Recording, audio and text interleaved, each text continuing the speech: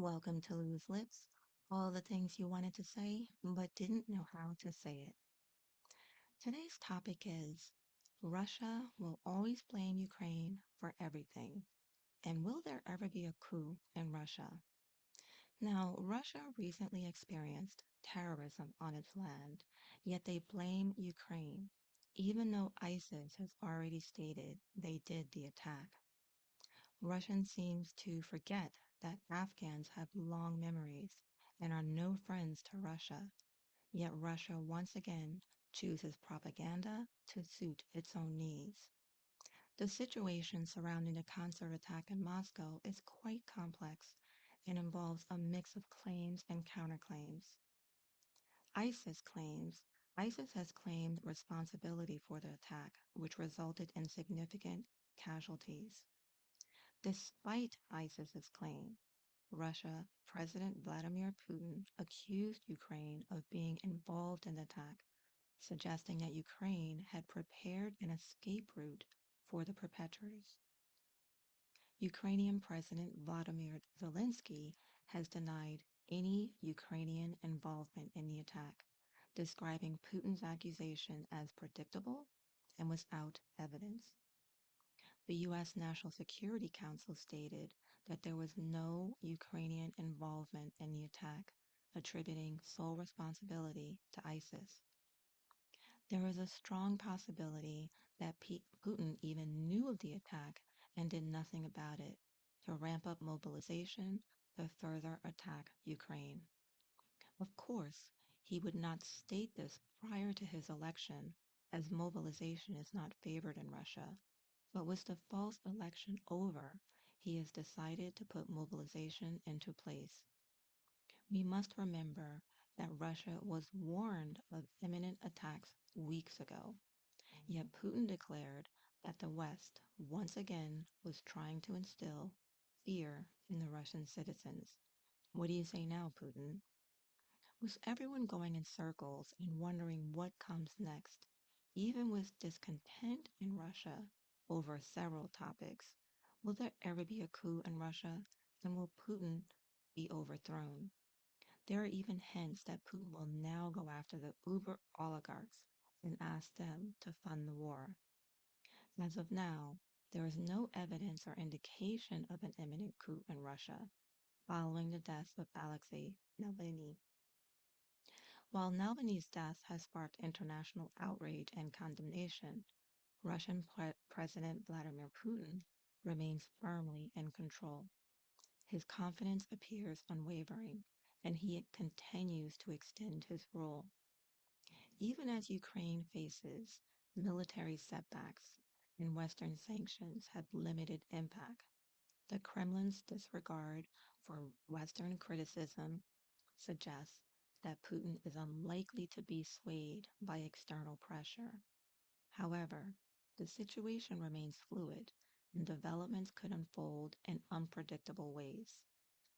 While many Russian politicians echo the Kremlin's narrative, there are also critics who suspect foul play and fear that the demise of Alexei Navalny signals a further rise in repression. Here are some of the reactions. Public grief and solidarity. Hundreds of Russians brought flowers to monuments honoring victims of political persecution in solidarity with Navalny. These expressions of public grief are not without danger in President Vladimir Putin's Russia, where Navalny was treated as the country's chief public enemy. Kremlin's response. The Kremlin issued a prompt but terse response. Putin's spokesperson, Dmitry Peskov, referred to doctors investigating the cause of Navalny's death. While Navalny may have been recognized worldwide for his resistance efforts, the Kremlin referred to him merely as a blogger. Russian politicians' comments. Russian politicians have already dared to comment freely on Navalny's death. Some politicians merely rejected speculation that Navalny may not have died of natural causes. Kremlin criticizes the response from abroad, accusing the West of drawing conclusions prematurely. Navalny's family and human rights advocates. Navalny's family reacted with outrage. His wife, Yulia Navalny, held Putin personally responsible for her husband's death. Eva Merkachova, a member of the Russian Human Rights Council, voiced concerns about Navalny's health being ruined by harsh prison conditions. Now, with all of this going on, do you ever think that Russia will ever choose a different president? For a Russian election today, we don't need astrologers or crystal balls. We all knew the election would be a landslide, and there are even hints that there were false ballots, and Putin did not win in all districts. Surprise, surprise. But Putin needed to win this election for many reasons. The reasons for such confidence are twofold: a controlled political landscape. The Kremlin has engineered the political landscape, removing potential challengers to Putin's quarter-century rule. His challengers won't include arch rivals like jailed opposition leader Alexei Navalny. Putin versus Navalny, matches like that just aren't allowed in the Putin Premier League. Media influence.